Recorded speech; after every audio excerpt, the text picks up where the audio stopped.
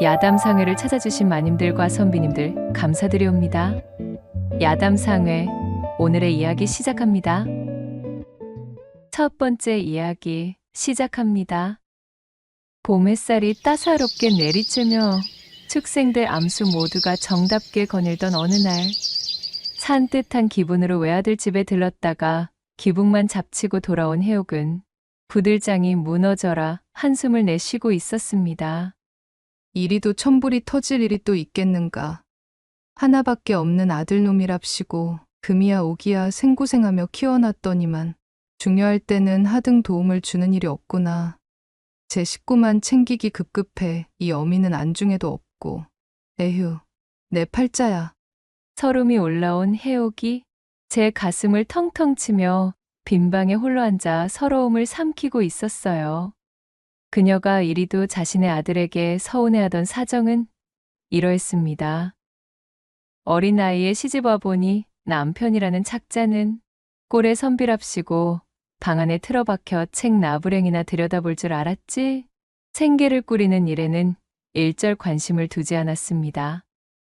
사정이 이렇다 보니 집안의 살림 전반을 도맡아 책임질 수밖에 없었던 해옥이 그 여린 고사리 손으로 삭바느질과 동네 길쌈거리를 부지런히 채워와 눈코 뜰 새 없이 일하며 집안을 보필하는데 바친 세월이 장장 10여 년이었지요. 원체 비실비실하던 남편은 아들 하나를 얻자마자 그 애를 견디지 못하고 뒤도 돌아보지 않은 채 해옥의 곁을 떠나고 말았어요. 지아비 노릇도 제대로 한 적 없는 남편이라고는 하나 그래도 하늘이 맺어준 인연의 서방이었음에 해옥은 3일 밤낮을 눈물로 지새웠습니다. 자신과 외아들만 남기고 훌쩍 떠나버린 남편이 야속했고 또한 창창한 나이로 졸지의 과부가 되어 앞으로의 미래가 너무도 걱정이었답니다. 허나 그녀의 정신이 퍼뜩 들게 만든 것은 바로 어미의 품에서 칭얼거리며 우렁차게 울던 자신의 외아들이었습니다. 이거 내 정신 좀 보게나. 내가 지금 이리 슬퍼하고만 있을 때가 아니로구나. 이대로라면 하나뿐인 아들놈마저 박복하게 살게 될 테지. 그런 일만큼은 반드시 막아야만 하겠구나. 그 후 해옥은 홀로 된 몸으로 들이치는 풍파들을 악착같이 이겨내며 아들을 장성시켜 뒷바라지 해내는 것만을 자신의 인생 목표로 두고 살아갔습니다. 혼자서 아들을 키우며 온갖 굳은 일로 양육하는 시간이 깊어지자 매파가 찾아와 새 시집 자리를 알아봐 주겠다면서 좋은 혼사 자리를 물어다 주었지만 해옥에게는 그저 달갑지 않은 고나리에 불과했습니다. 보시오, 썩 돌아가시오. 내 비록 외로이 혼자 된 몸이기는 허나 어린 아들놈에게 부끄러운 어미로 남고 싶지는 않소이다. 이렇듯 해옥은 매파가 찾아오는 족족 쫓아내기 일쑤였습니다. 매일 밤 어둠이 내려오고 육아와 살림에 지친 정신없던 하루가 저물면 잡생각이 깊어지는 밤 기운이 어김없이 해옥을 찾아왔습니다. 그럴 때마다 고독과 허전함의 육신이 싱숭생숭하여 이근홍씨 마냥 가슴 한켠이 뜨끈거렸지요. 안 돼, 안 된다. 참아야 하느니라. 나는 아직 해야 할 일이 산더미인 몸. 잡념에 휘둘릴 새가 없도다. 그렇게 마음이 약해져 사내의 생각이 간절해지면 버선을 뭉쳐 자신의 입에 우겨넣고는 허벅지를 꼬집으며 이를 악물고 버텨냈습니다. 그런 세월이 쌓이고 쌓여갔어요. 이름 높은 양반 가문들의 자제만큼은 아니었으나 남부럽지 않게 아들을 키워낸 해옥은 번듯하게 혼인까지 시킬 수 있었습니다. 아들네는 해옥이 마련해준 살림미천을 바탕으로 그럭저럭 먹고 살 만한 구색을 갖춰 무탈하게 지냈고 이윽고는 손주들까지 얻게 되었습니다. 해옥이 그토록이나 아들만을 위한 삶을 살며 아들에게 모든 것을 퍼준 뒤 어느덧 부록을 바라보는 나이가 되었을 때 그녀의 수중에 남은 것이라고는 낡아 빠진 초가 삼간의 쥐꼬리만한 밭 반마지기가 전부였습니다. 참으로 인생이라는 것이 더덥구만 그려. 고생이 고생인 줄 모르며 키워놓으면 무얼하나. 이 어미는 나 몰라라 팽개치고 그저 제 색시와 자식들 챙기기만 급급하니 원. 지난 날을 상기하다 다시금 설움에 젖은 해옥이 굵직한 한숨을 토하며 읍했습니다. 처음으로 되돌아와 그녀가 이리도 마음을 상한 이유는 사실 아주 사소한 이유였어요. 해옥의 고을에서 아녀자들끼리 한양 구경을 가기 위한 명목으로 3, 4, 5 모여 패를 짜고 있었습니다. 혼이 난 아들의 살림 미천으로 온 재산을 다 던져준 해옥만 한양 구경의 노잣돈을 마련할 여유가 되지 않았지요. 눈치만 보다가 무리에서 빠지게 된 해옥은 아들에게 말이나 한번 꺼내보아야 되겠다며 그 길로 아들의 집으로 달려갔습니다. 아들에게 한양 구경을 하고 싶다는 말을 꺼내기가 무섭게 제 살림도 거두기 힘든 노릇이라 노자로 내어줄 돈이 없다면서 너무나도 쌀쌀맞게 퇴박을 맞고 돌아온 것이었습니다. 사정이 이러니 아들에게 서운함을 느끼는 것도 무리가 아니었지요. 이런 꼴을 보려고 내 그리도 이를 깨물어가며 지금까지 살아왔나. 한없이 밀려드는 서러움에 방구들이 꺼져라 토해낸 한숨으로 방안을 채우던 해옥. 잠시 뒤 한참을 서글퍼하던 그 감정이 돌연 울분으로 바뀌었습니다. 가만히 있어봐. 내 도저히 억울해서 아니 되겠다. 이리 살다 가면 무슨 재미겠는가? 내 이렇게 한탄만 하느라 방구석이나 데우고 있을 때가 아니다 이 말씀이지. 아직 나이 육신이 이리도 팔팔한데 못할 것이 무엇이 있나. 그렇게 아들에 대한 서운함이 서러움으로 바뀌어 감정이 솟아오르자 오히려 가슴이 차분해져 한결 결연해진 해옥은 그 즉시 자리를 박차고 나가 이웃집에 들러 삭바느질과 밤매기를 해주겠다는 조건을 내걸어 그에 해당하는 품삯을 선불로 바짝 당겨내었습니다. 그 돈으로 가까스로 한양 나들이 값을 치르고는 아들에게는 이런 방구도 없이 여행길에 올라버렸지요. 내가 제 놈이 안 도와주면 어디 포기하고 못 나설 줄 알고? 이 애미 알기를 우습게 알았으니 나도 이젠 내 마음대로 해볼 테다. 그렇게 고대하고 고대하던 한양 구경의 나들이길에 오르게 된 해옥. 이제껏 제고을에서 밖으로 단 한 번도 나서 본 적 없는 해옥은 생애 첫 나들이길에 너무나도 흥이 올랐습니다. 가는 길을 밝히는 찬란한 봄햇살은 해옥의 굳었던 마음을 잔뜩 간지럽히고 있었지요. 한양 경험이 풍부했던 왕년의 장돌뱅이 인솔자를 한 명 앞세워 전원이 시골 아녀자들로 꾸려진 이 나들이 일행은 그렇게 왁자지껄 소란스럽게 한양에 당도하게 되었습니다. 눈앞에 가득 펼쳐진 으리으리한 대궐들과 자신의 한적하고 조용하던 고을과는 비교도 할 수 없는 한양의 시끄럽고 분주한 인파에 해옥은 그야말로 눈알이 튀어나올 만큼 놀라버렸지요. 그렇게 인솔자를 따라 곳곳을 구경하며 들떠있던 일행은 한양에서 제일 가는 한 유명한 박물 가게로 들어가 눈이 휙휙 돌아가는 각종 장신구와 폐물들을 구경하기 시작했습니다. 아들을 뒷바라지하느라 사치와는 담을 쌓고 지낸 해옥에게는 이름조차 생소한 신기한 것들 투성이었어요. 한양 방문 기념품으로 이것저것 사겠다며 소란스러운 아녀자들은 놀이개며 화첩이며 경대며 닥치는 대로 사들이고 있었지요. 일행의 틈에 끼어 해옥도 슬그머니 물건의 가격을 확인해 보는데 마압소사 기절초풍할 가격을 듣고는 마른 침만 꿀꺽 삼켜버렸습니다. 해옥의 수중에 남은 돈이라고는 제 고을로 돌아갈 때 사용할 노잣돈이 전부였습니다. 아무리 빠듯하게 여유를 만든다고 하여도 눈뜨고 코베일 한양의 시세를 자랑하는 이 박물 가게에서는 작디작은 경대 하나 살 수도 없는 돈이었어요. 해옥은 입맛만 쓰게 다시고는 가게 밖으로 나와 좌상에 걸터 앉았습니다.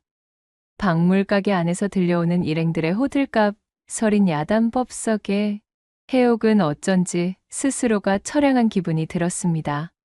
저 옆편 애들은 대체 언제 저리들 쌈짓돈들을 꽁쳐두고 있었대 그래. 자식놈들한테 다 퍼주지 말라던 옛말이 틀린 거 하나 없구먼. 홀로 우두커니 앉아 한양의 하늘을 올려다보며 해옥은 한숨을 내쉬었습니다. 느릿느릿 지나가는 구름을 보고 있자니 강행군이었던 한양까지의 여정으로 인해 노곤함이 밀려들었어요. 따스하고 포근하기 그지없던 봄햇살까지 받으니 해옥은 단꿀같이 밀려든 졸음에 까무룩 빠져들고 말았습니다. 그렇게 얼마나 시간이 흘렀을까요? 어라?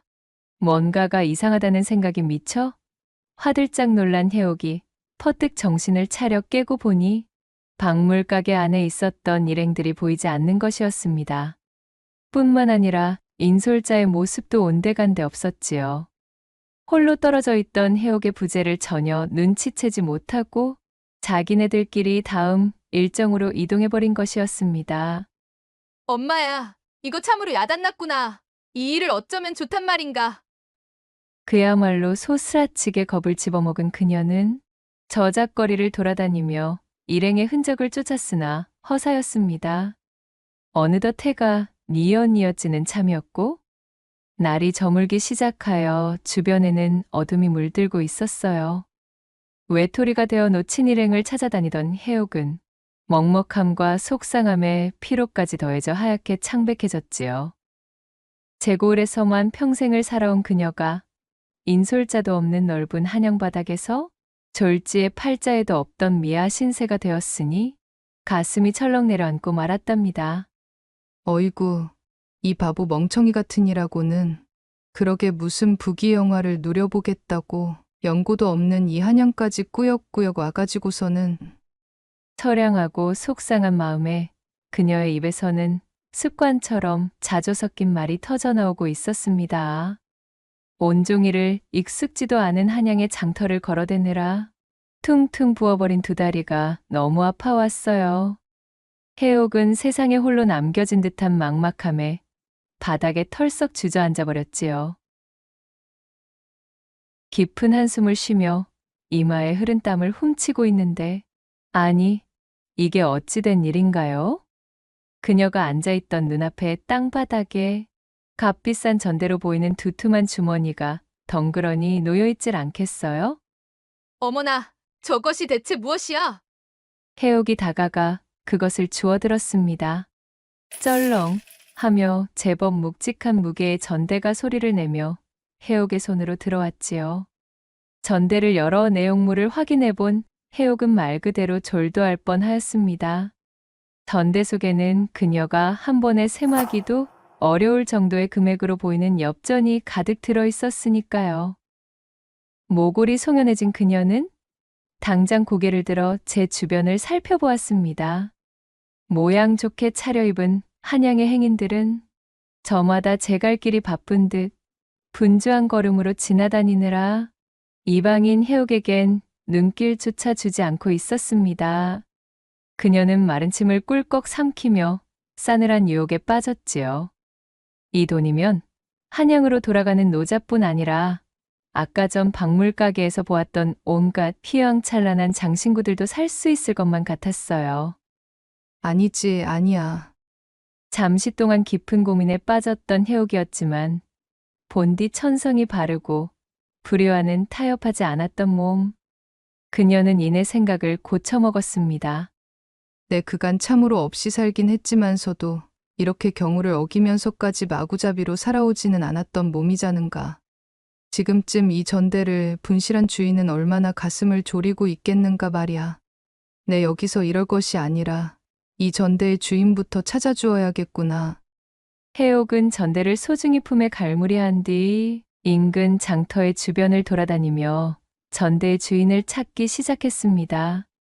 이 정도의 금액을 분실한 자라면 반드시 사색이 된 얼굴로 근방을 돌아다니며 전대를 찾는 일에 혈안이 되어 있을 테니 금방 알아볼 수 있겠다 싶었습니다. 그녀는 발이 부르트도록 일대를 샅샅이 돌며 전대의 주인을 찾기 위해 동분서주했습니다. 그렇게 열심히던 해옥이 한 젊은 선비를 만나게 된 것은 한 시즌이나 장터 곳곳을 돌아다닌 뒤였어요.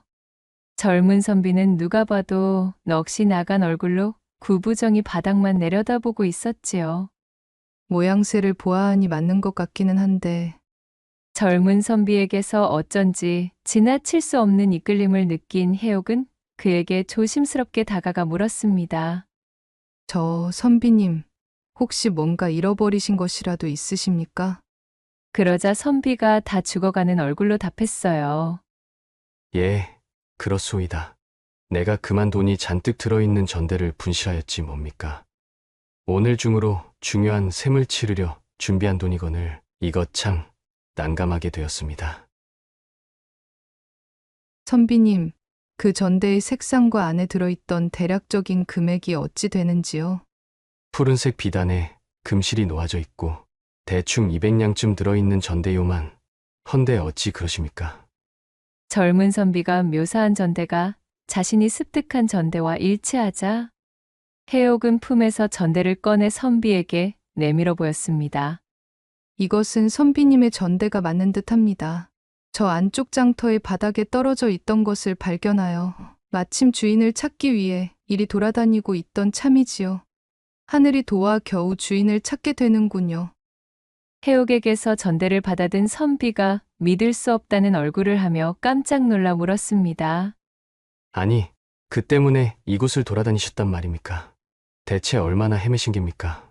글쎄요. 잘은 모르겠으나 어림잡아 한 시즌쯤 됩니다. 이런 감사하기 그지없을 데가 있습니까? 이것의 본래 주인을 찾기 위해 그토록이나 시간을 허비하셨단 말입니까? 그리 큰일도 아닙니다. 이런 거금을 잃어버린 사람이 얼마나 속이 타겠습니까? 그러니 당연히 해야 할 일을 한 것뿐이지요. 해옥이 웃으며 대답하는 찰나 분실한 전대의 주인을 찾았다는 안도감에 잔뜩 긴장하고 있던 몸에 힘이 풀리며 바닥에 털썩 고꾸라지고 말았어요. 아니, 이보시오. 괜찮으신가요? 어쩐지 안색이 좋지 않아 보이십니다.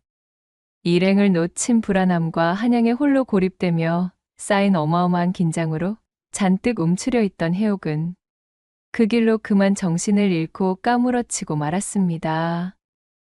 그렇게 해옥이 정신을 잃고서 한참의 시간이 지난 뒤 기력을 차린 해옥이 눈을 뜨자 낯선 방이 들어왔습니다.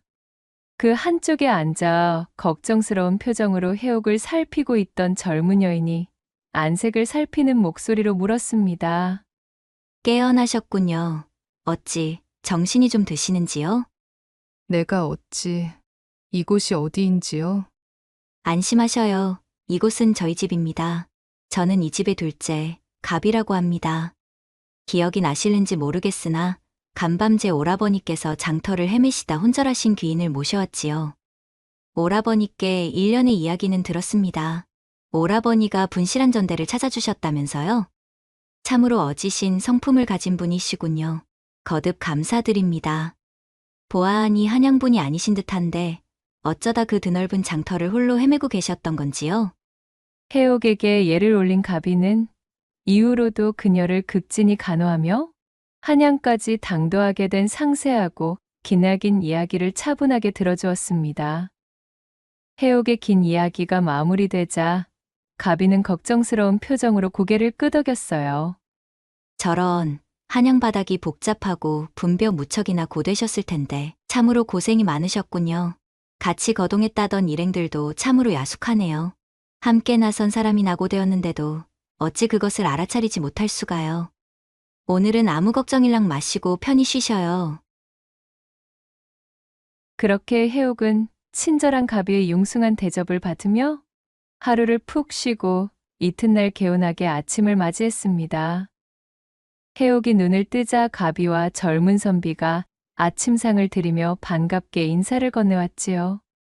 일어나셨군요. 가비에게 전해 들었습니다. 저는 가영이라 합니다. 그래, 한양 나들이에 나섰다가 일이 틀어지셨다지요? 가영과 가비가 밝은 표정으로 살갑게 다가오자 한껏 긴장하고 있었던 해옥도 마음이 한결 놓이는 기분이었습니다. 세 사람이 함께 아침 식사를 나누던 중 가영이 무릎을 탁 치며 말했습니다. 가만 보니 어제 제 전대를 찾아주시느라 그리 애를 쓰셨는데 보답을 하게 해주셔야지요. 식사를 마치시는 대로 한양을 안내해드리겠습니다. 저희야 한양서 나고 자랐으니 그 매정한 인솔자보다야 한양바닥이 훤하지요. 아니, 그렇게까지 하지 않으셔도 되는데. 무슨 말씀이셔요? 한양바닥에서 전대를 잃어버리고 되찾은 사람이 과연 몇이나 되겠습니까? 일이 어질게 주인을 찾아주시다니 참으로 감격하지 않을 수 없었지요. 귀인이 아니셨다면 꼼짝없이 큰 고초를 겪을 뻔하였습니다. 사양 말고 보답할 수 있게 해주시지요. 젊은 온우의 환한 웃음을 보며 둘의 성화에 이기지 못한 해옥은 어쩔 수 없이 그들의 요청에 따르기로 했습니다. 그렇게 온우의 안내를 받으면서 유랑하듯 느긋하고 천천히 맛본 한양 바닥은 참으로 어제와는 사뭇 다른 별천지였습니다. 온우이가 해옥의 곁에서 차근차근 안내해 주니 혼자 헤맬 때는 그렇게도 정신없고 무섭기만 하던 한양이 세상 즐거운 유원지가 되었지요. 잔뜩 신이 난 해옥은 온우의 권유에 못 이기는 척 나흘간이나 그 집에 머물며 요모조모 한양 산매경에 홀딱 젖어들었습니다. 게다가 제 아들 또래의 두 온우이에게 자기 자식에게도 받아본 적 없던 살갑고 따스한 친절을 받으니 단단하게 응어리진 해옥의 가슴속 서러움이 어쩐지 누그러지는 기분이었습니다. 이 온우이들 역시도 해옥과 함께 시간을 보내보니 그녀가 자신들이 생각했던 것보다 훨씬 사려 깊고 순수한 데다가 매사 속이 깊은 어른이라는 생각에 더욱 그녀에게 성의를 보이고 싶어졌지요. 그렇게 원 없이 한양 구경을 마치고 닷새째가 되던 날, 해옥이 가비에게 말했습니다.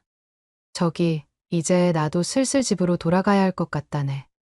그간 내가 너무 폐를 끼친 것이 아닌가 싶어서 말일세. 어머, 그런 말씀 마셔요. 돌아가시는 편에는 인부들을 시켜 가마로 모실 터이니 염려 놓으셔도 된답니다. 아무리 그래도 이렇게 며칠씩이나 남의 집에 얹혀서 밥만 축내고 있으려니 너무 눈치가 보인다네. 차라리 식사 준비라도 내가 돕게 해주시게. 해옥의 말에 가비가 조금 고민하는 낯으로 우물쭈물 망설이더니 이내 멋쩍게 웃으며 말했습니다. 정 그러하시다면 부디 오해는 말고 들어주셔요. 오늘 밤 제가 술상을 차려드릴 테니 저희 아버님과 함께 사랑방에서 술 한잔 나눠주실 수 있으실는지요? 그 말을 들은 해옥이 크게 놀랐어요. 아니, 그게 무슨 소리인지 어찌 외간 여자가 남의 집 사랑방에 들 수가 있단 말인가. 그저 술 한잔만 나누고 나와 주시면 됩니다. 저희 아버님이 4년 전에 혼자 되시고 다른 여인도 품지 않으신 채 적적히 지내신 지가 오래입니다. 말동무를 삼을 여인조차 없던 외로운 세월이지요. 그저 이 딸 자식의 소원 한번 들어주신다 생각하시고 제발 부탁드리겠습니다. 가비가 해옥의 두 손을 꼭 쥐고 읍소했습니다.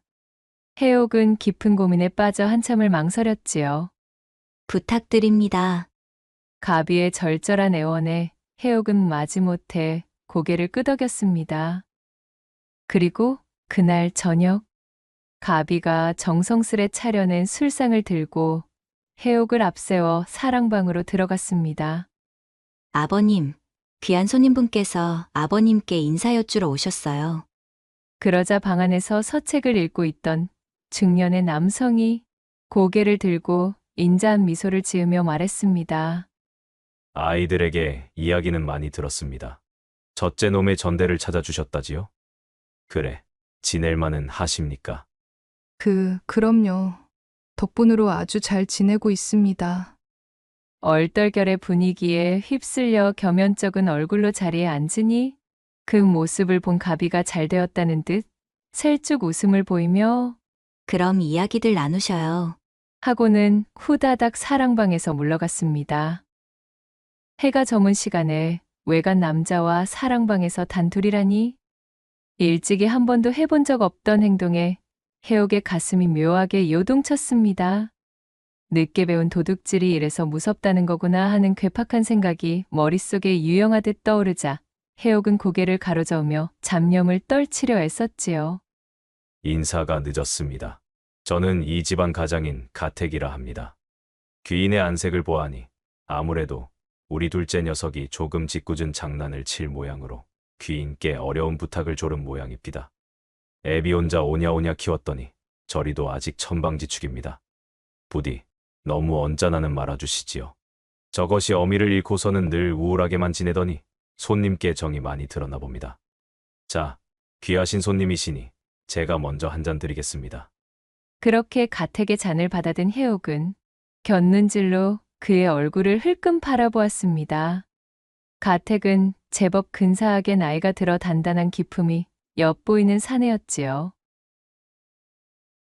사내와 술잔을 기울이는 자리라니 실로 오래간만에 느껴보는 경험에 해옥은 별것 아닌 일임에도 양쪽 뺨이 달아오르는 것을 느꼈습니다. 자신에게도 아직 이러한 소녀 같은 감성이 남아있음을 깨닫고 적지 않게 놀랐어요. 그렇게 화기애애한 분위기 속에 주거니 받거니 술잔이 오고 가며 분위기가 무르익었지요. 가택은 해옥의 말 한마디 한마디를 경청하면서도 술 기운을 빌어 지저분한 농이나 건네는 따위에 품위를 해치는 언사를 꺼내지 않았어요. 존중받고 있다는 기분이 들었던 해옥은 그런 가택에게 점점 호감을 느끼기 시작했어요. 마치 사랑방 안으로 신묘한 기운이 흐르는 것만 같은 아찔한 간지러움과도 비슷한 감정이었지요. 저녁나절 들어갔던 사랑방에서 깊은 밤이 될 때까지 시간 가는 줄을 몰랐습니다. 어느새 술상 위에 호리병이 모두 동이 났고 해옥의 뺨은 이미 익을 대로 익어 봄꽃처럼 화사하게 달아올라 있었습니다. 가택 역시도 살며시 풀린 동공 너머로 눈웃음이 흐르던 차였지요. 어머, 내 정신 좀 봐. 시간이 벌써 일이 된 줄도 모르고. 이제 그만 일어나야겠어요. 알딸딸한 술기운에 비틀대던 해옥이 자리에서 벌떡 일어서다 다리에 힘이 풀려 술상에 발이 걸리고 말았습니다. 풀썩 보기 좋게 가택의 무릎 위로 엎어져 버린 해옥은 솟아치게 놀라버렸지요. 초면의 사내 앞에서 이 무슨 꼴사나온 추태인가 싶어진 그녀가 황급히 사과하며 일어서려 손을 짚는데 하필이면 가택의 고간 한가운데를 한치의 틀림도 없이 짚어버린 것이 아니겠어요. 순간적으로 일어난 일에 가택이 당황하여 몸을 빼면서도 놀란 해옥이 쓰러지지 않게 잡아주었고 그런 정신이 혼미한 와중에도 해옥의 팔에 느껴지던 가택의 소나기 힘에는 해옥이 그간 오래도 잊고 살았던 사내의 단단한 완력이 한껏 숨어 있었습니다. 아, 그러니까 그럼 편히 쉬셔요. 생각지도 않게 웃지 못할 사태가 벌어지자 몹시 부끄러워져 어쩔 줄을 모른 채 해옥은 도망치듯 사랑방을 빠져나와 버렸습니다. 그리고는 우두커니 방문 앞에 선 채로 자신의 몸을 지탱했던 가택의 소나기를 떠올렸습니다.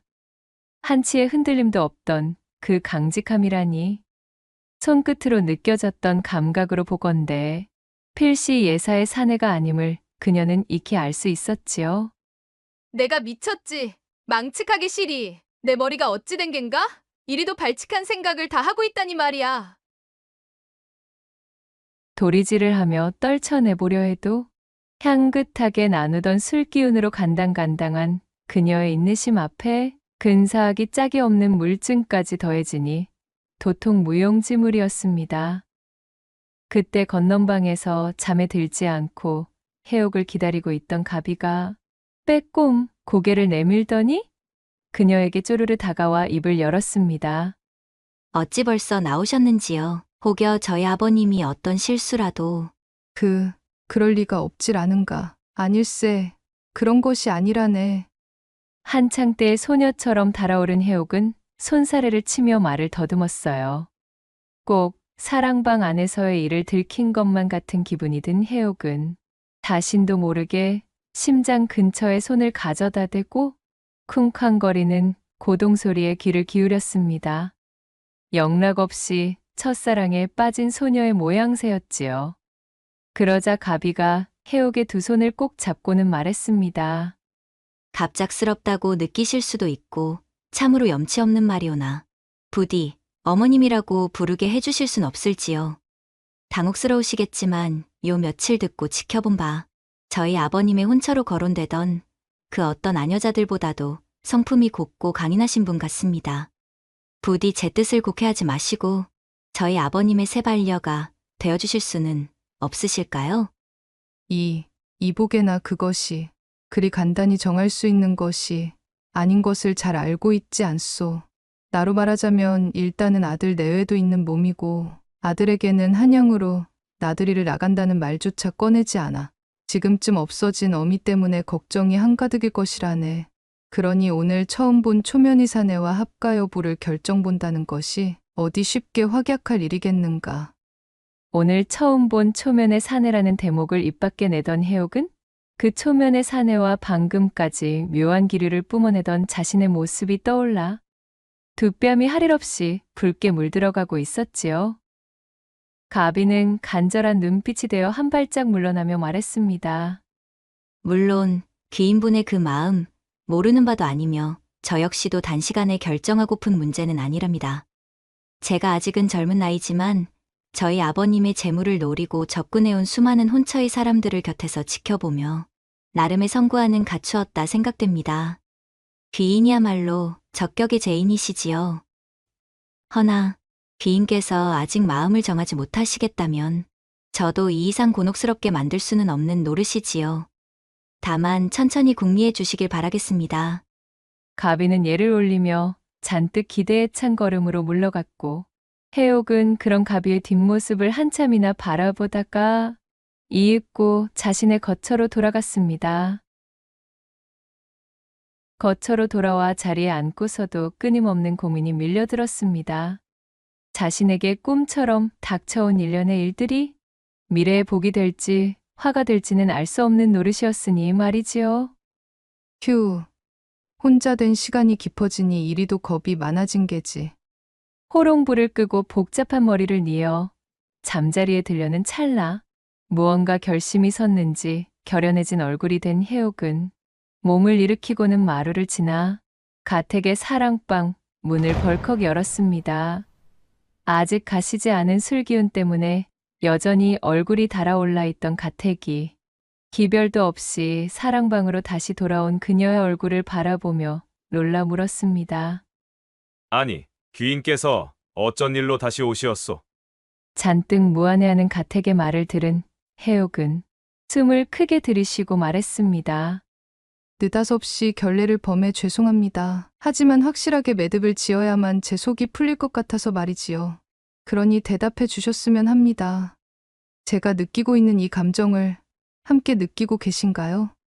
제가 혹여 깊은 착각을 하고 있거나 크게 잘못 생각하고 있는 것이라면 부디 지금 말씀해 주셔요. 허면 돌아가겠습니다. 하지만 그것이 아니라면 이리 용기를 낸 저를 무안하게 만들지는 말아 주시지요. 그러자 가택이 멋쩍게 웃으며 말했습니다. 무슨 그런 말씀이 다 있습니까? 필시 저 때문에 귀인께서 기분을 상하시어 그리 뛰쳐나가신 것으로 여기고는 저 역시 크게 낙심해 있던 차였습니다. 그런 것이 아니었다면 저는 더없이 기쁠 따름이로군요. 골로 지내오던 지난날 동안 저의 가슴속을 이리도 요동치게 만든 아녀자는 바로 귀인이신 그대가 처음이었소이다. 약주 탓이라며 핑계를 빌어 감추려 해도 이리 붉어지는 나의 얼굴이 그 증좌이질 않겠소. 환하게 웃는 가택의 얼굴을 보자 더 잴 것도 없었습니다. 애써 틀어막고 있던 수문이 화알짝 열리듯 해옥은 가택이 앉아있던 자리로 성큼성큼 달려가 그를 와락 껴안아 버렸지요. 가택 역시 마치 해옥을 기다리고 있었다는 듯 그녀를 번쩍 안아들어 고운 금침이 깔려있는 이부자리로 향했어요. 해옥과 가택은 서로를 힘껏 탐닉하며 곧 저돌적인 사랑에 빠져들었습니다. 오늘의 천생연분을 만나기 위해 그간의 시간을 보냈다는 믿음이라도 있는 양 이미 익을 대로 푹 익어버린 두 사람은 가타부타 없이 단도직입으로 일을 치렀습니다. 그렇게 두 사람은 사랑을 나누다 새벽 달기 우는 시간이 되어서야 겨우 잠에 들 수 있었습니다. 다음 날 아침 뽀얗게 번들거리는 얼굴을 매만지며 해옥이 조심스럽게 사랑방에서 나왔습니다. 그 모습을 본 가영이 마당에서 하인들과 이야기하다 말고 불이 나게 달려와 그녀에게 예를 올렸습니다. 어머님, 잘 주무셨습니까? 간밤, 혹여나 불편하시진 않으셨는지요? 아무쪼록 간밤이 어머님께는 좋은 기억이셨으면 좋겠습니다. 간밤의 합판을 벌써 가비에게 전해 들었는지 가영은 해옥을 향해 어머님이라고 부르고 있었습니다. 아, 아니, 어머님이라니. 어휴, 벌써부터. 그 바람에 조금 낯이 간지러워진 해옥이 얼굴을 붉히며 중얼거리고는 신방에서 나온 새색시 마냥 고개를 끄덕였어요. 이제 말씀 편히 낮추세요. 곧 정식으로 두 분의 혼례 준비를 진행토록 하겠습니다. 아버님과도 합방을 하신 분이신데 자식들인 저희를 높여 부르심은 법도에 맞질 않습니다. 차근차근 단추를 맞추어 나갈 터이니 어머니께서는 걱정 마시고 편히 지내주세요. 살갑게 대해주는 가영의 태도가 너무도 기뻤지만 해옥은 줄곧 마음에 걸리는 것이 있었습니다. 저기, 그런데 말일세. 혼례를 치르기 전에 나의 집에 한번 다녀와야 하겠네. 내 아무래도 합가 전에 아들을 한번 만나봐야 마음이 편히 잡힐 것 같아서 말이야. 아직 그 어떤 이런 방구도 없이 한양으로 오고 나서 시간이 이리 흘렀으니 아마 아들놈이 내 걱정을 하느라 잠을 이루지 못하고 있을 게야. 아, 그야 물론입니다. 바로 채비토록 하지요. 내 지금에서야 말하는 것이지만 그간 융숭한 대접을 해주어 참으로 고마웠다네. 자네뿐 아니라 가비아 씨에게도 얼마나 고마운지 모른다네. 아버님과 천생연분이 되실 짝이시라면 그쯤은 아무것도 아닙니다. 오히려 저희 아버님을 선택해 주셨으니 저희가 어머님께 더 감사를 드려야 하지요.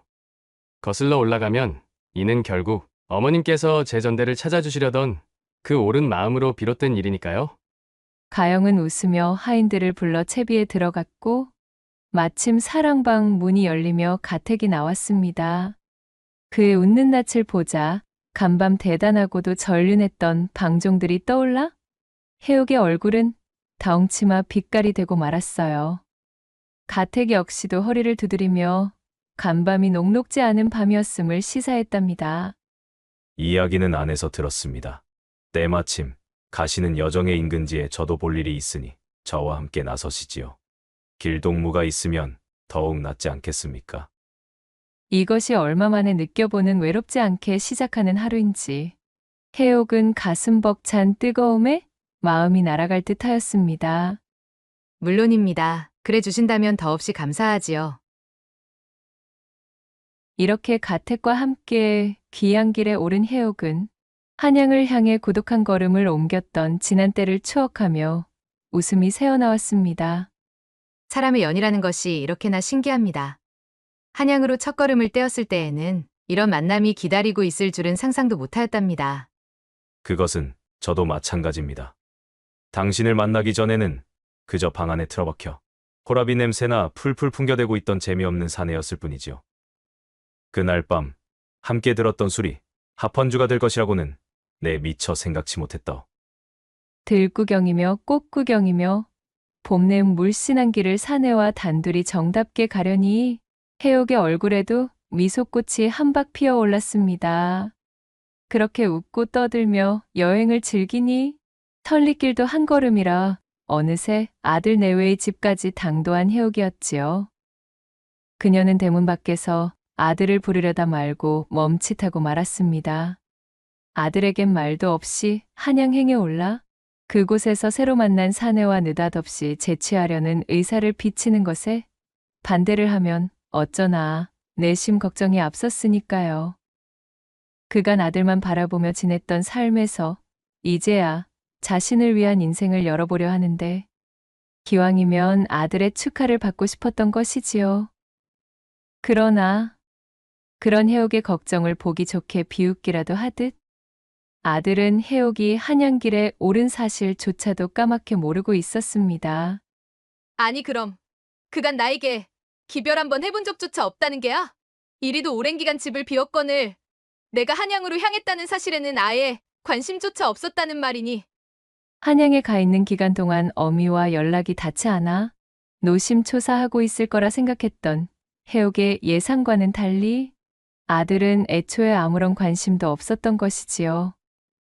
세상에 어쩜 이토록이나 무심하고 무심한 아들일 수가요. 일순의 서운함도 잠시, 해옥은 뭔가 굉장히 홀가분한 기분을 느꼈습니다. 그제까지 자신을 옥죄고 있던, 혹은 자신이 얽어매고 있던 속박과 굴레가 씻은 듯이 사라지는 기분이었습니다. 해옥이 한결 가벼워진 표정을 지으며 아들에게 조곤조곤 말했어요. 아들아, 옛말에 추조거습이라 하여 아이는 마른 곳에 눕히고 어미는 젖은 자리에 앉는 모습을 이르는 말이 있느니라.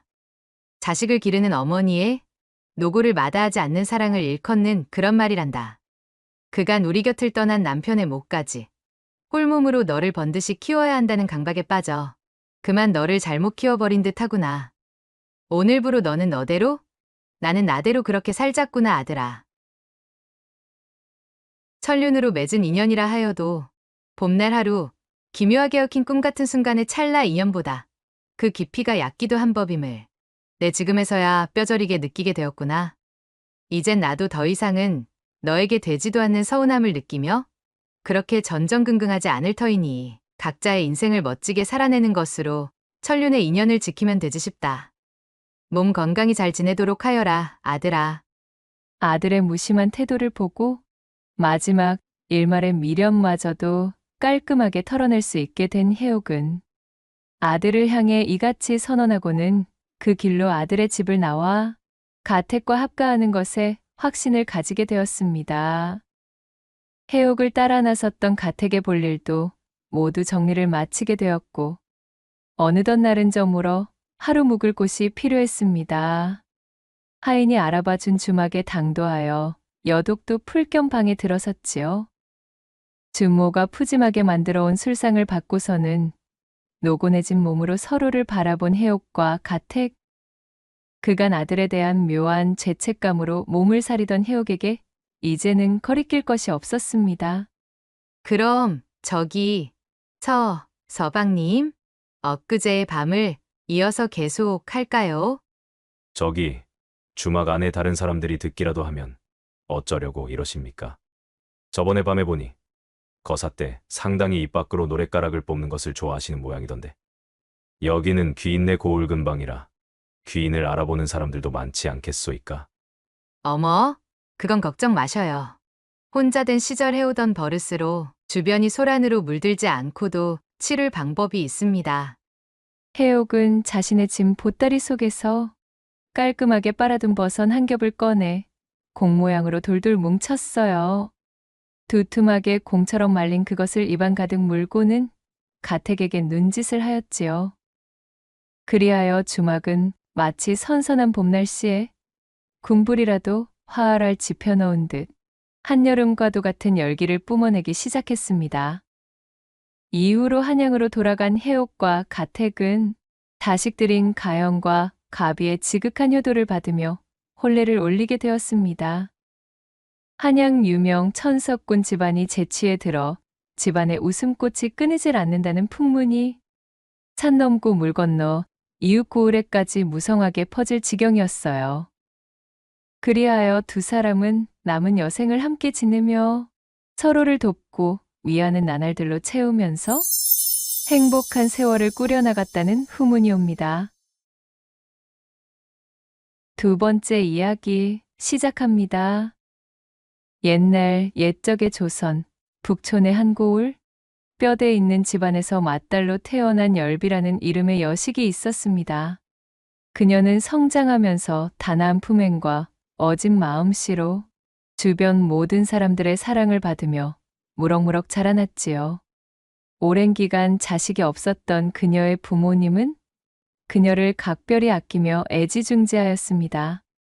어려서부터 예법과 학문을 가르쳤고 열비 또한 총명하여 일찍이 그를 깨우치고 또한 시와 그림에 능통해졌습니다.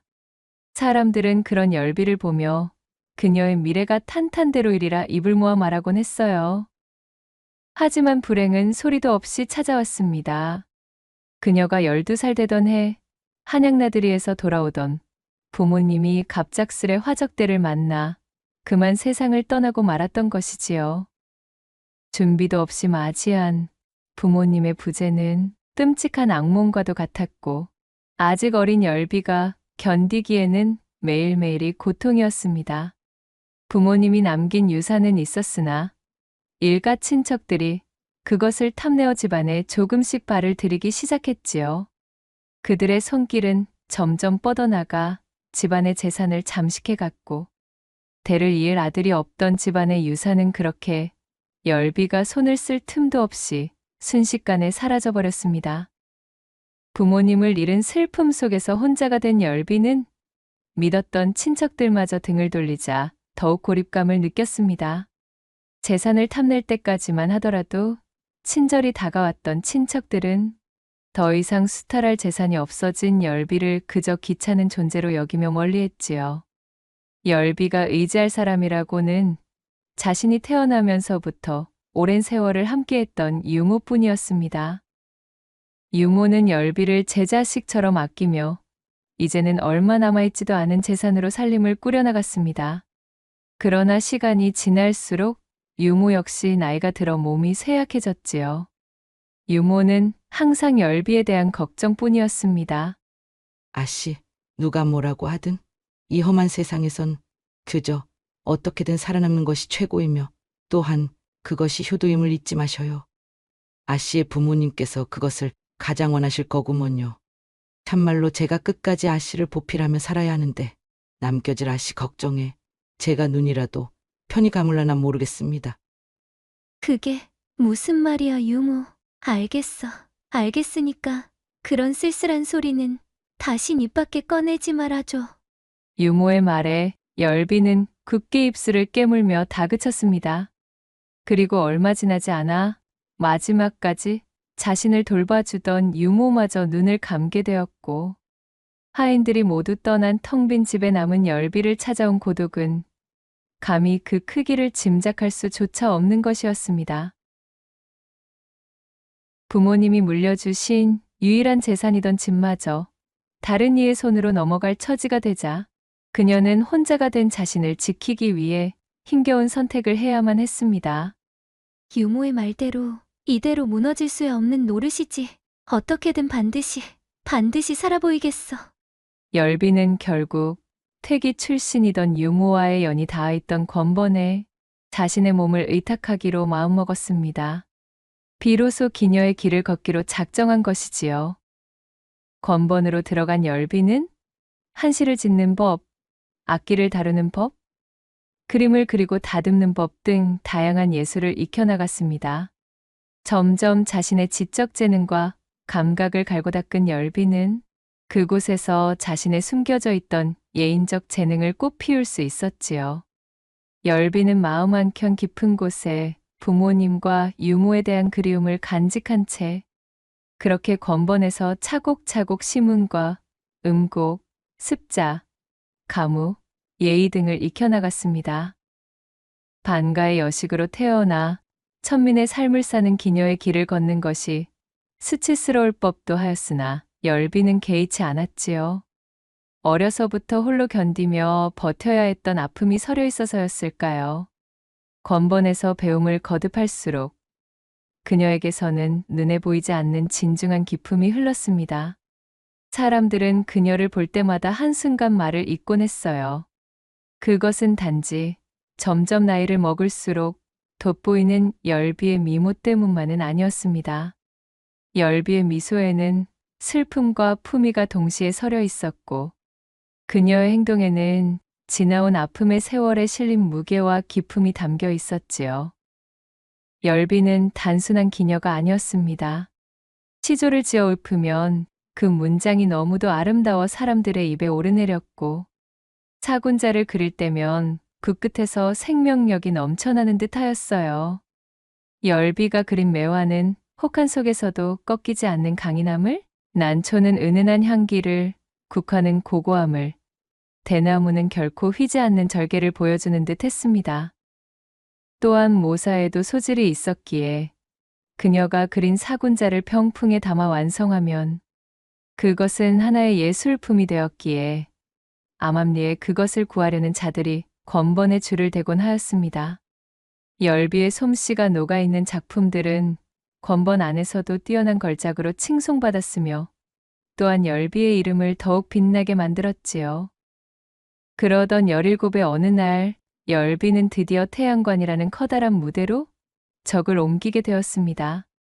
열비가 살고 있는 지역의 당대 사대부와 문인들이 모여 예술과 교류를 나누던 곳이기도 한 태양관은 건번생들에게는 꿈과 같은 곳이었지요. 열비는 태양관으로 이적하자마자 단숨에 입회기녀 대접을 받았습니다. 이곳에서 단순히 손님을 접대하는 기녀가 아닌 자신의 예술적 재능을 꽃피울 수 있는 무대에 오르며 존재감을 과시했지요. 그녀는 태양관의 휘황찬란한 등불 아래서 시를 읊고 노래를 부르고 그림을 그리며 손님들을 매료시켰습니다. 열비가 태양관에 발을 들인 지 얼마 되지 않아 삽시간에 그 명성이 장안 곳곳으로 퍼져나갔습니다. 열비의 시와 그림, 그리고 비밀스러운 아픔을 간직한 듯한 그윽한 미모는 태양관을 왕래하는 많은 사내들의 마음을 사로잡았어요. 그들은 소문이 무성하던 열비를 보기 위해 먼 길을 마다하지 않고 찾아왔고 그녀를 보려는 손님들로 인해 태양관은 문전성시를 이루었습니다. 그녀의 이름은 곧 태양관의 기세와 동요가 되었고 그녀와 한마디라도 나누어 보려는 이들로 끝없는 줄이 이어져 새치기뿐 아니라 그 자리를 맡아주는 대리업까지 성행할 지경이었어요. 젊은 한량들은 물론 이름난 문인들과 상단을 운영하는 상인들까지 앞다투어 태양관을 찾았지요. 해가 가면 갈수록 열비의 유명세와 함께 과연 누가 저 도도한 열비의 머리를 얹을 것인가가 장안의 최대 화제가 되었습니다. 열비에게 구애를 하려던 무사내들은 값비싼 선물을 보내거나 아름다운 시를 써 그녀의 마음을 사로잡으려 애썼지만 열비는 결코 쉽게 마음을 열지 않았습니다. 열비의 단단한 치마끈은 이들의 허황된 욕심을 완곡히 거절하며 그녀의 고고한 자태를 더욱 돋보이게 했습니다. 그런 그녀의 태도는 오히려 사내들의 열망을 자극하며 열비를 둘러싼 경쟁을 치열하게 만들었지요. 그런 와중에 한 사람, 권대감이 등장했습니다. 허우대가 멀쑥하고 말수가 적은 그는 통이 크고 또한 과감하면서도 사려 깊은 성격으로도 유명했습니다. 권대감은 다른 이들과는 달리 화려한 선물이나 수려한 시 대신 진심으로 열비를 대했습니다. 그는 열비에게 직접 찾아와 그녀의 그림을 감상하고 그녀의 시를 읽으며 자신의 감상을 솔직히 전달했지요. 이러한 권대감의 진중함은 굳게 걸어둔 열비의 마음속 빗장을 움직이기 시작했습니다. 권대감은 무려 3년이라는 세월 동안 정성을 다해 그녀에게 자신의 진심을 전해왔습니다. 그 긴 기간을 자신을 애써 외면해온 열비에게 악심을 품거나 노여워하는 기색을 보이지 않았지요. 그는 매번 열비가 좋아하는 것들을 듣고 기억해두었다가 그녀의 취향에 맞는 꽃을 가져오고 그녀의 작품을 칭찬하며 열비의 내면을 이해하려 노력했지요. 마침내 열비는 그 진심의 마음을 열었고 권대감의 구애를 받아들이게 되었답니다. 그리하여 권대감은 열비의 머리를 얹어준 사내가 되었고 곧바로 이 소식은 장안의 거리를 뜨겁게 달구었어요. 그날 권대감은 열비의 방에서 아침이 밝도록 나올 줄을 몰랐습니다. 이튿날 아침 열비가 누워있던 요위에 핀 붉은 매화를 본 그는 감격의 눈물을 흘렸지요. 권대감은 즉시 아름다운 기와집을 마련하고 열비를 그곳으로 데려가 살림을 차렸습니다. 열비는 그 출신이 비록 기녀였지만 늘 단정하고 조신한 태도로 문밖 출입을 삼가며 살림을 꾸렸습니다. 아침이면 해가 뜨기도 전에 일어나 집안 곳곳을 정리하고 정갈한 차림으로 권대감을 맞이했지요. 부인, 이리도 일찍부터 일어나 집안을 돌보실 필요가 없습니다. 아래 것들에게 맡기시고 눈을 좀 더 붙이세요. 이젠 혼자서 모든 것을 짊어지지 않아도 됩니다, 부인. 서방님, 일이 제 안위를 돌보아 주시니 참으로 감사합니다. 허나 제가 좋아서 하는 일인걸요. 어려서부터 혼자 자신의 삶을 짊어져야 했던 열비의 사정을 모두 알고 있던 권대감은 자신의 울타리 속으로 열비를 품어 그녀가 편히 쉬었으면 하는 마음이었고, 그 마음을 절실히 알고 있던 열비 또한 기녀 출신인 자신을 진심으로 대한 권대감에게 지극한 내조를 펼쳐 권대감이 더욱 승승장구하기를 바라는 마음이었지요. 권대감이 경무에 지쳐 안색이라도 좋지 않은 날에는 열비는 자신의 시조로 권대감을 웃음 짓게 하였고, 또한 가무를 펼쳐 그의 지친 마음을 위로해 주었습니다. 권번에 들어선 이후 줄곧 가지고 있던 외로움을 해갈해 준 권대감에게 열비는 열과 성을 다한 내조에 몰두했습니다. 담벼락 너머에서는 웃음소리만이 흘러나왔고, 저작거리에서는 연일 권대감을 지극히 섬기는 열비에 대한 칭찬이 자자했습니다. 권대감 역시 열비의 따뜻한 손길과 세심한 배려에 매일 감사함을 느꼈어요. 권대감이 관아에서 늦게 돌아오는 날이면 열비가 대문 앞에서 등불을 들고 기다렸고, 돌아온 권대감은 열비를 껴안아주며 애정을 과시했지요. 참으로 서방님, 보는 눈도 많은데 어찌 이러십니까? 소첩, 얼굴이 새빨갛게 달아오르는 것을 보려고 이러시지요? 하인들이 본다며 부끄러워하는 열비에게 대감은 웃으며 말했습니다. 나라는 무뚝뚝한 사내를 이리 바꿀 수 있다는 것이 나조차도 신기하오. 이젠 그러한 것은 아무 상관도 없소이다, 부이. 보면 좀 어떻소이까? 이리도 좋기만 한거려. 살림에 지쳐 피곤한 그녀의 얼굴을 보면 권대감은 말없이 그녀의 어깨를 주물러주곤 했습니다. 이러한 두 사람의 사랑은 서로에게 커다란 위로가 되었고, 부부의 사이를 더욱 깊게 만들어 주었지요. 열비는 단지 권대감만을 위해 헌신한 것이 아니었습니다. 집안에서 일하는 하인들과 소작농들에게도 늘 친절하고 너그럽게 대했습니다. 하인들은 그녀의 따뜻한 마음에 깊은 감명을 받았고, 누구 하나 제 주인인 안방마님에 대해 악심을 품는 자가 없었습니다. 그녀는 하인들의 몸이 좋지 않거나 어려운 일이 있을 때마다 직접 찾아가 위로하고 필요한 도움을 아끼지 않았어요. 이처럼 열비는 집안의 안주인으로서 완벽히 자리 잡았습니다. 그녀의 지혜롭고 품위 있는 태도는 권대감의 사회적 입지를 높이는 데에도 커다란 도움이 되었습니다. 관아의 동료들이나 이웃들이 권대감의 집을 방문할 때마다 그들은 열비의 환대와 세련된 접대에 감탄하며 칭찬을 아끼지 않았습니다. 이런 평판은 권대감의 체면을 더욱 빛내주었고, 그로 인해 그는 집안에서도 바깥에서도 늘 자랑스럽게 제 부인인 열비에 대한 이야기로 입을 쉬지 않곤 하였어요. 그러나 열비는 결코 자신을 내세우지 않았습니다. 그녀는 언제나 겸손하게 행동하며 자신의 위치를 지켰지요. 열비의 가장 큰 바람은 권대감의 안녕과 평안이었고, 자신은 그 곁에서 조용히 기쁨을 나누는 것이었습니다. 권대감과 맺어진 이후 그녀는 처음으로 자신의 과거를 후회하거나 슬퍼하지 않았습니다.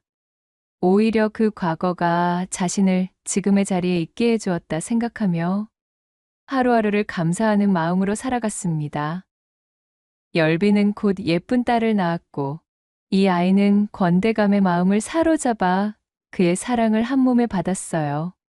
그녀는 딸이 자신의 과거를 넘어 보다 안정된 삶을 살기를 기원하며 날마다 정성을 다해 그녀를 돌보았습니다. 권대감 역시 열비와 딸을 위해 모든 것을 아끼지 않았고, 그들의 집은 언제나 화목한 웃음으로 가득했답니다. 호사다마라고 했던가요? 중종 14년 조광조 등 신진사림이 훈구, 재상들에 의해 축출되어 많은 자들이 죽거나 기양을 가게 된 기묘사화로 조정에서는 연일 피가 튀기 시작했습니다. 평소 입바른 소리로 조정해서 눈엣 가시였던 권대감 역시 사화에 휩쓸려 머나먼 청산도로 유배를 가게 되었지요. 대문 밖에서는 포졸들의 거친 고함 소리가 들려왔고 그는 포졸들에게 묶인 채 속절없이 끌려나갔어요. 열비는 딸을 부둥켜 안고 포졸들을 막아서며 결단코 안 된다 외쳤으나 부인, 그러지 마시오. 부디 부인의 몸을 잘 돌보시오. 내 걱정일랑 말고 우리 딸을 잘 부탁하오. 라며 자신을 만류하는 남편의 말에 털썩 주저앉고 말았습니다. 남겨질 열비와 자신의 딸을 생각하는 권대감의 마음은 이미 천갈래로 찢기고 있었으나 하마터면 집안 전체가 휘말려 멸문당할 위험에서 겨우 벗어나 자신만 귀양을 가는 것으로 끝났으니 더는 이를 키우고 싶지 않았던 권대감이었습니다. 열비의 가슴은 억장이 무너지듯 아파왔어요.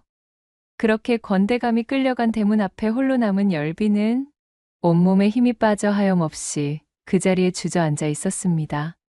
딸은 열비의 품에서 울음을 터뜨렸고 그녀는 딸을 꼭 껴안으며 안간힘을 다해 눈물을 삼켰지요.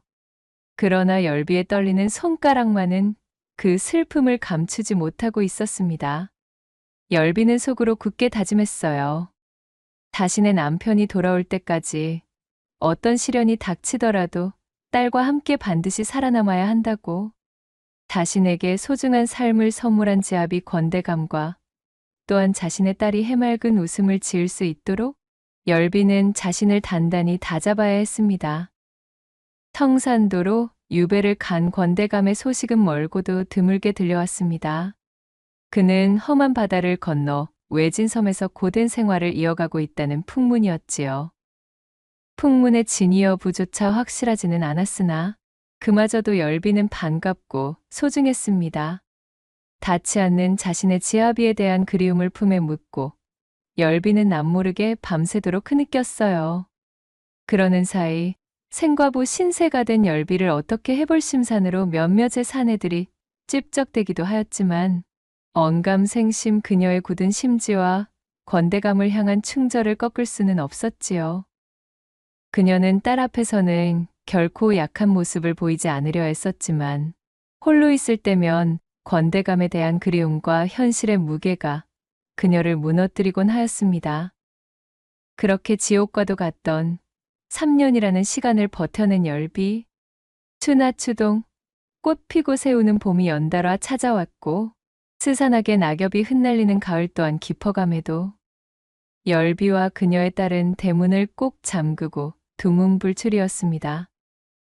평소 사치와는 담을 쌓고 청렴을 강조하던 권대감이었기에 그가 귀양살이를 간 이후로 곳간이 동나는 것은 순식간이었습니다. 결국 그들에게는 궁핍이라는 무서운 마귀가 찾아왔지요. 난리통 이후로 뿔뿔이 떠나간 하인들의 손길이 닿지 않는 지붕에서는 비가 줄줄 새었고 담이 무너져도 방치할 수밖에 없었으며 급기야는 쌀독도 그 바닥을 드러내고 말았습니다. 태양관의 독보적인 존재였던 그 시절과는 달리 외딴 섬으로 유배된 지아비가 있는 지금의 열비를 선뜻 도와주려는 사람은 없었습니다. 열비의 집안과 연루되는 즉시 자신 역시 무사하지 못했으니까요. 태양관 옛 동료들에게 사정사정하여 여기저기 손을 벌리고 돈을 빌려 하루하루 연명해 나갔으나 그것도 한계는 있었지요. 결국 더는 버티기가 힘들었던 열비는 집을 담보로 고리채를 쓰게 되었고 변제일을 한참이나 넘긴 시기에 이르러서는 권대감과의 추억이 깃든 소중한 집에서 쫓겨날 판이 되었습니다. 내가 부족하고 못난 탓에 지아비의 소중한 이 가택을 이리도 지켜내지 못한 채 허망히 떠나야 하는구나. 그러던 어느 날 아랫고을의 매파가 열비를 찾아왔습니다. 매파는 열비를 마주하며 어렵게 말을 꺼냈지요. 저기 마님, 권대감께서 청산도에 귀양 가신 지 이태 만에 사약을 받으셨다는 소문이 돌고 있습니다요. 그 말에 열비는 순간 가슴이 철렁, 눈앞이 캄캄해지며 바닥에 주저앉을 뻔하였습니다. 허나 밖으로 티를 내지 않았지요. 어허, 그 무슨 망발인가? 어찌 그러한 말을 입에 담는다는 것이야? 그런 요설이나 늘어놓을 작정이라면 썩 돌아가시게. 나는 대감께서 반드시 살아계실 것이라 믿어 의심치 않네. 그런 열비의 대답에 매파는 조심스레 그녀를 위로하며 말을 이었어요. 물론 그 마음은 잘 알고 있습니다, 마님. 하지만 이는 비단 마님의 문제만이 아니지 않습니까? 아직 장창하게 젊은 나이에 이리 혼자 지내실 수는 없는 노릇입니다. 마님만의 문제가 아니라 애기 씨의 안위도 돌보셔야만 하지요. 대감께서 기양살이를 가셨어도 마님께서 관노가 되지 않은 것 또한 어찌 보면 다 이러한 하늘의 뜻이 있기 때문이 아닐런지요. 때마침 좋은 혼처가 있으니 한번 생각이나 해보십시오. 서촌에 사는 김판서 대기신데 상처하신 호랍이시고 인품도 두말할 필요 없이 훌륭합니다요. 그 이후로도 매파의 설득은 사흘 밤낮 끝없이 이어졌습니다. 거기에 더해 가세가 더욱 기울어 딸의 허기마저 달래주지 못할 지경까지 이르자 열비는 하는 수 없이 매파와 함께 김판서를 만나게 되었지요. 김판서는 중후한 외모와 점잖은 태도를 지닌 인물로 처음부터 열비를 존중하며 대화를 이어나갔습니다. 하지만 열비는 자신의 마음속 무거운 짐을 덜어내지 못한 채였어요. 한참의 이야기가 오고 가고 열비는 결심한 듯 입을 열었습니다. 소첩이 비록 궁핍에 지쳐 일부 종사를 지키지 못하는 신세가 되었지만 감히 청컨대 이것 하나만은 부디 약조해 주십시오. 만약 훗날이라도 권대감님께서 살아서 돌아오신다면 소첩은 그 즉시 모든 것을 미련 없이 내려놓고 권대감님께 돌아갈 것입니다. 허해 주실 수 있으십니까? 김판서는 잠시 깊은 생각에 잠겼다가 고개를 끄덕이며 대답했습니다. 나는 저작거리 왈패 따위가 아닙니다. 네, 그대의 이야기는 건너 참으로 많이도 들어왔기에 오히려 그 절개와 정절에 반해 이 혼담을 밀어붙였다오. 좋소이다. 그리하겠습니다. 천지신명께 맹세코 약속하리라.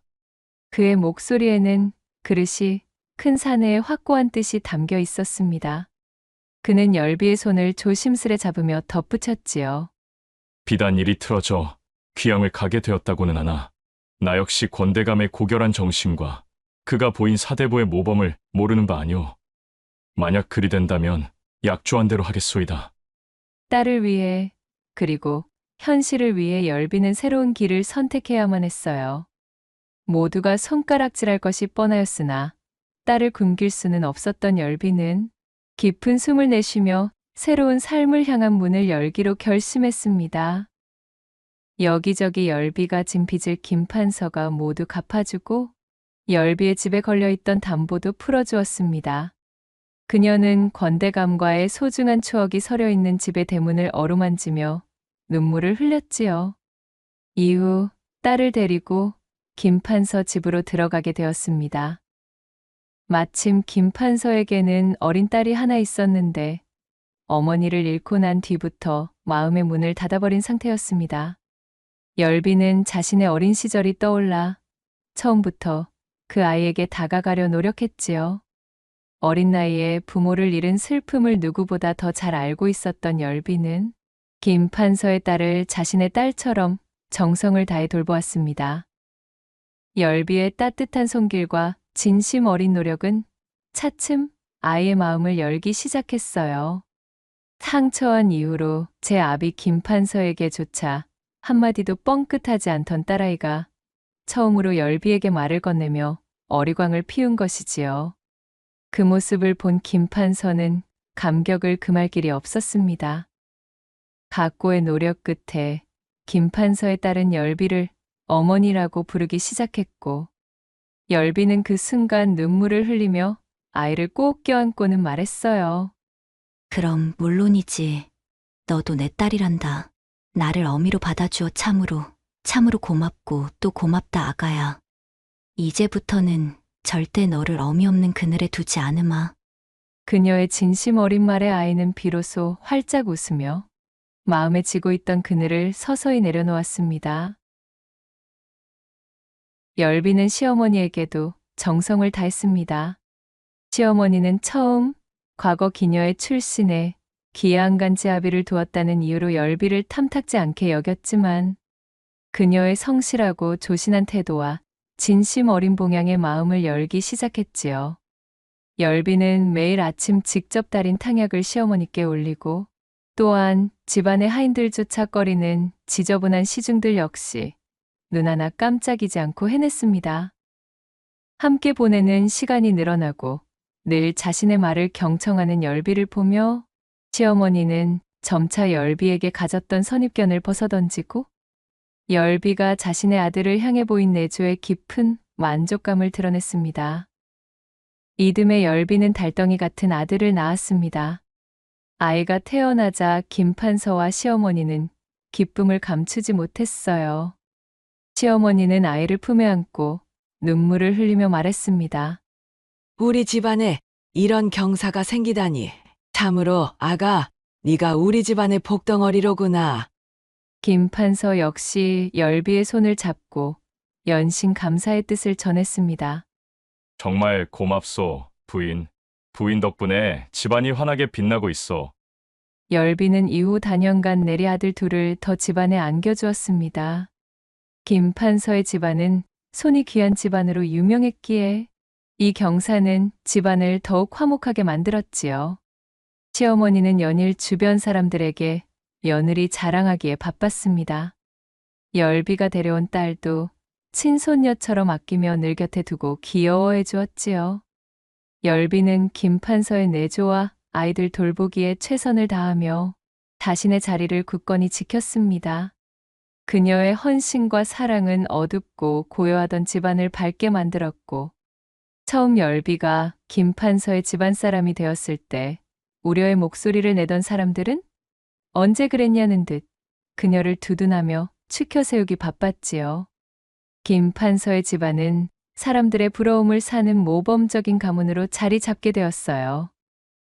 어휴, 그러하였으나 참으로 이 무슨 운명의 장난인지요.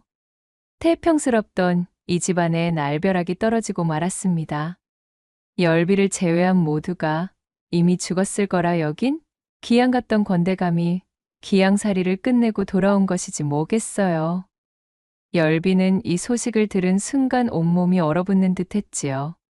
꿈에서도 그리던 자신의 지아비이자 처음으로 제 연정을 모두 쏟아부었던 사내가 귀환하였다는 소식에 열비는 다리에 힘이 풀려 제대로 서 있을 수조차 없었습니다. 그녀는 지체 없이 김판서와 시어머니에게로 가서 무릎을 꿇었습니다. 대감, 그리고 어머님, 소첩은 이제 본래의 자리로 떠나야 하옵니다. 지난날 약조하셨던 바와 같이 권대감께서 돌아오셨으니 이제 그분께 남은 것은 오로지 저와 딸뿐입니다. 제가 곁에서 힘이 되어 드려야만 합니다. 절절히 고하는 열비의 목소리는 시종일관 떨렸고 눈물은 이미 뺨을 타고 흐르고 있었어요. 김판서와 시어머니는 열비의 결정을 묵묵히 받아들였습니다. 그녀가 이 집안에 와 이루어 놓은 모든 시간을 함께 했기에 더욱 그녀의 결단을 존중할 수 있었고 또한 그것을 감내할 인품도 지니고 있었습니다. 김판서는 깊은 한숨을 내쉬며 입을 열었지요. 당신과 함께한 시간은 내게도 큰 행복이었소. 당신의 선택을 내 존중하리다. 그는 열비의 손을 조심스레 잡으며 덧붙였습니다. 허나 내 당신의 그 속마음을 알기에 참으로 걱정이오. 부디 너무 힘들어하지 마시오. 당신과 아이들을 위해 내가 할 수 있는 모든 것을 다할 것이오. 열비는 펑펑 눈물을 쏟으며 김판서와 시어머니에게 큰 절을 올렸습니다. 이 은혜는 반드시 죽는 날까지 잊지 않겠습니다. 두 분께 우선은 영원히 저와 제 딸의 생명을 구해주신 천혜의 은인이십니다. 대감, 부디 우리의 딸에게 이 못난 어미가 곁을 떠남을 용서하지 말라 전해주셔요. 다시는 어미 없는 그늘을 만들지 않겠노라 약조했던 그 굳은 맹세를 깨게 되어 너무도 미안하고 미안하다. 그리 전해주셔요. 그녀는 권대감 사이에 난 딸을 데리고 권대감과의 추억이 깃든 집으로 달려갔습니다. 어린 아들 삼형제도 따뜻했던 김판서의 품도 모두 뒤로 한 채 자신이 사용하던 옷까지 동백기름, 경대 등 김판서와의 시간이 깃든 모든 것을 김판서 집안에 남겨두고 보따리 하나 없이 맨몸으로 나왔지요. 작은 짐 하나 없는 그녀의 발걸음은 가벼우면서도 동시에 무거웠습니다. 어느덧 낡은 기와집 앞에 도착했을 때 열비의 가슴은 설렘과 두려움으로 가득 차 있었습니다. 문을 열고 들어서자마자 그녀의 눈에 들어온 것은 권대감의 야위고 수척해진 모습이었습니다. 기나긴 기양살이 끝에 피골이 상접한 권대감은 열비를 보자마자 눈물이 고였지요. 제 부인의 이름을 부르는 그의 목소리는 모진 세월 탓에 거의 속삭임에 가까웠습니다. 열비는 그를 부둥켜 안고 대성통곡을 했고 딸 역시도 아버지의 품에 안기며 울음을 터뜨렸습니다. 세 사람의 울음소리는 오래도록 집안에 울려 퍼졌어요. 권대감은 겨우 살아 돌아왔지만 그의 몸은 극도로 쇠약해져 있었습니다. 열비는 그를 위해 몸을 아끼지 않고 간호에 나섰어요. 그녀는 주변 여기저기서 돈을 빌려 보약을 지어 올리고 백숙을 만들었지요. 매일 새벽이면 직접 우물에서 물을 깃고 정성스레 약초를 다렸습니다. 권대감이 조금이라도 기운을 차릴 때면 열비의 얼굴에는 잠깐의 미소가 스쳤어요. 그러나 쌀독은 비어 있었고 생계를 이어가기 위한 걱정이 다시 그녀의 어깨를 짓눌렀습니다. 그런 상황에서도 열비는 절대 권대감 앞에서 약한 모습을 보이지 않으려 했습니다. 그녀는 손수 병풍을 짜거나 자수를 놓아 장터에 내다 팔며 생활비를 마련하려 했었어요. 그러나 이 모든 노력에도 불구하고 집안의 형편은 좀처럼 나아지지 않았지요. 그러던 어느 날 예기치 못한 일이 벌어졌습니다. 김판서로부터 열비 앞으로 거액의 돈이 담긴 보따리가 도착한 것이었지요. 편지에는 짧고 간결한 글이 적혀 있었습니다. 당신의 성품상 이것을 물리려 할 것을 잘 알고 있기에 내 일이 억지로 보내는 것을 부디 용서하시오. 권대감의 귀환 이후로 힘겹게 지낸다는 소식을 듣고서는 내 도저히 그냥 가만히 있을 수가 없었다오. 이 돈은 나와 우리 아이들이 당신에게 받았던 사랑에 대한 보답이오. 부디 어려움을 덜고 권대감을 잘 보살펴 주시오. 열비는 그 편지를 읽으며 눈물을 흘렸습니다. 모든 것을 뒤로 한 채 돌아온 자신에게 김판서의 배려와 너그러움은 너무도 고마운 것이었지요. 열비는 다시 한번 김판서에게 큰 절을 올리는 심정으로 그에게 감사의 마음을 전했습니다. 큰돈이 든 보따리를 본 권대감이 놀라며 물었습니다. 아니, 부인, 이 돈이 다 무엇입니까? 열비는 권대감에게 기양을 간 이후 벌어진 그간의 모든 일을 거짓없이 고했습니다. 권대감은 침통한 표정으로 자신의 아내가 해주는 이야기를 묵묵히 들었지요. 소첩은 일부 종사의 맹약을 저버리고 서방님께서 귀양을 가 계신 사이 다른 사내의 집안에 드나든 못난 계집입니다. 부디 이런 저를 벌하여 주시옵소서. 권대감은 눈물범벅이 되어 읍소하는 열비의 두 손을 맞잡고 천천히 고개를 가로저으며 답했습니다. 네, 참으로 부인께는 면목이 없소이다. 또한 김판서의 배려에도 두말할 것 없는 고마움을 느끼게 되는군요. 그간 혼자서 이 얼마나 고생이 많으셨소이까. 그저 건강히 우리 딸과 함께 버텨주어서 나는 부인께 감사할 따름이오. 또 한 번 집안이 들썩이는 눈물의 난리통 끝에 열비는 김판서가 지원한 돈으로 쌀독을 채우고 권대감의 약재를 구하며 다시금 가정을 꾸려나갔습니다. 권대감은 열비와 딸의 고사리 손을 빌린 지극정성 덕분에 조금씩 기운을 차리기 시작했지요. 그는 열비의 손을 잡고 조용히 말했습니다. 내가 이렇게라도 살아 돌아올 수 있었던 것은 모두 그대가 내 마음의 힘이 되어준 덕분이요. 이제부터는 내가 그대를 위해 살아가겠소. 그의 말에 열비는 눈물을 참지 못하고 고개를 끄덕였습니다. 권대감이 열비의 두 손을 잡고 이어 말했습니다. 허나, 부이, 나와의 인연을 소중히 하는 것은 참으로 감사하나 그렇다고 어린 아들 셋을 팽개치고 오는 법은 없습니다. 또한 이대로 나와 함께 지낸다면 그 집의 맏딸은 어머니를 2번이나 잃게 되는 경험을 하는 것입니다. 이제서야 겨우 부인께 다친 마음을 열고 밝아지려던 아이를 부인 같은 심성을 가진 분이 과연 외면하고 사실 수 있겠소이까? 못내 외면하려 애쓰던 부분의 전곡을 찌른 권대감의 말에 열비의 두 눈에는 눈물이 고였습니다. 내내 가슴에 걸리던 마음에 담고 있던 일이었으니까요. 그러니 부인, 가보시오. 두 집안을 왕래한다 하여도 다른 그 누가 나와 부인께 손가락질을 한다 하여도 아무 상관도 없소이다. 김판서의 댁 또한 어미를 필요로 하고 있지 않소이까? 서방님, 티를 내지 않으려 꾹꾹 눌러 담았던 눈물은 멈출 줄을 몰랐습니다.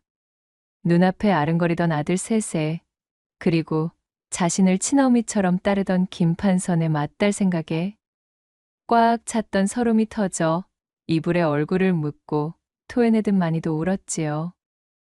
그렇게 열비는 양쪽 집안을 왔다 갔다 하며 살림을 돌보았고 김판서의 딸과 그의 사이에서 낳은 아들이 장성할 때까지 열비는 최선을 다해 어미의 본분을 지켜나갔습니다. 이 사정이 널리 퍼지게 되어 열비에게 손가락질하는 사람은 아무도 없었지요. 훗날 자신의 의무를 다하고 권대감에게 홀가분이 돌아온 열비는 그렇게 권대감과 여생을 함께하며 행복한 나날을 보내게 되었다는 후문이 옵니다. 낭독해드린 이야기가 우리 마님들과 선비님들 마음에 드셨다면 구독과 좋아요, 댓글로 야담상회를 응원해 주셔요. 늘 잊지 않고 야담상회를 찾아주시는 여러분들 시청해 주셔서 참으로 감사하옵니다.